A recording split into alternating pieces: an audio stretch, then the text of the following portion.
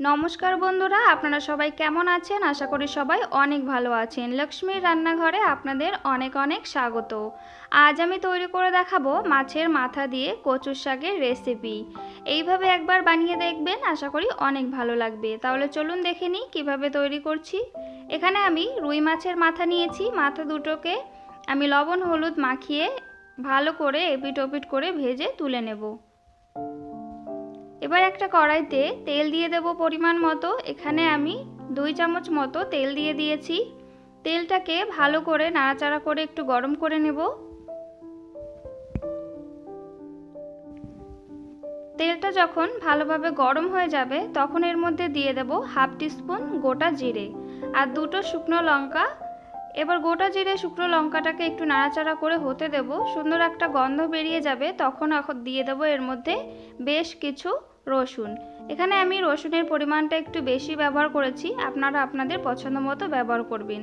একটুখানি নাড়াচাড়া করে নেব। হালকা একটু লাল হলে এর মধ্যে দিয়ে দেব মিডিয়াম সাইজের একটা পেঁয়াজকে এরকম লম্বা লম্বা করে কেটে নিয়েছি, সেই পেঁয়াজ কুচি। পেঁয়াজটা দিয়ে এবার নাড়াচাড়া করে পেঁয়াজটা যখন হালকা কালার চেঞ্জ করবে আর একটু নরম হয়ে যাবে ততক্ষণ অবধি এটাকে ভেজে নেব। দেখুন পেঁয়াজটা কিন্তু বেশি ভাজিনি, একদমই হালকা আমি ভেজে নিয়েছি। এই পর্যায়ে দিয়ে দেব আগে থেকে ভালো করে ধুয়ে রাখা কচুর শাকটা। এখানে পাতা আর ডাঁটা দুটোই আমি নিয়েছি। এবার আমি একটু নাড়াচাড়া করে নেব। এবার আমি এর মধ্যে দিয়ে দেব হাফ টিস্পুন মতো হলুদ আর দিয়ে দেব স্বাদ অনুসারে লবণ। এখানে আমি হাফ টিস্পুনই লবণ ব্যবহার করেছি।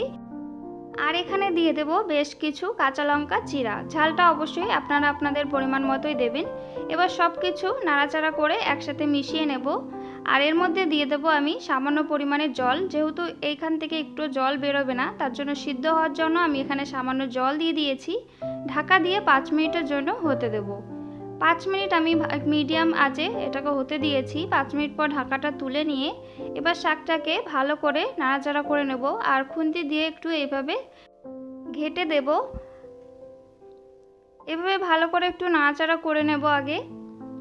বন্ধুরা, আমার চ্যানেলের রেসিপি যদি আপনাদের ভালো লেগে থাকে তাহলে অবশ্যই লাইক করে দেবেন। নতুন বন্ধু হয়ে থাকলে চ্যানেলটিকে সাবস্ক্রাইব করে আমার পাশে থাকবেন। এবার আমি যে মাছের মাথা ভেজে রেখেছিলাম সেখান থেকে একটা মাছের মাথা নিয়ে হাত দিয়ে একটু ভেঙে এর মধ্যে দিয়ে দিয়েছি।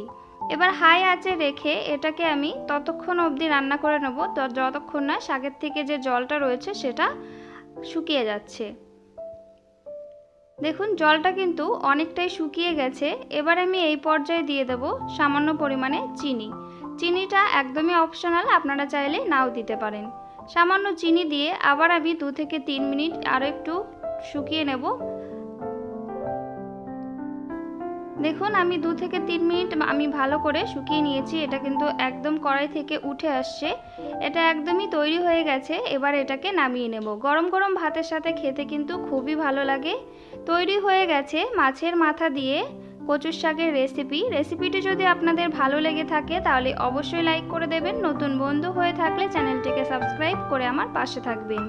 একবার হলেও বাড়িতে তৈরি করে খেয়ে দেখবেন, আশা করি অনেক ভালো লাগবে। ভালো থাকবেন, সুস্থ থাকবেন। আবার চলে আসবো পরবর্তী রেসিপি নিয়ে। ততক্ষণে সাবধানে থাকবেন।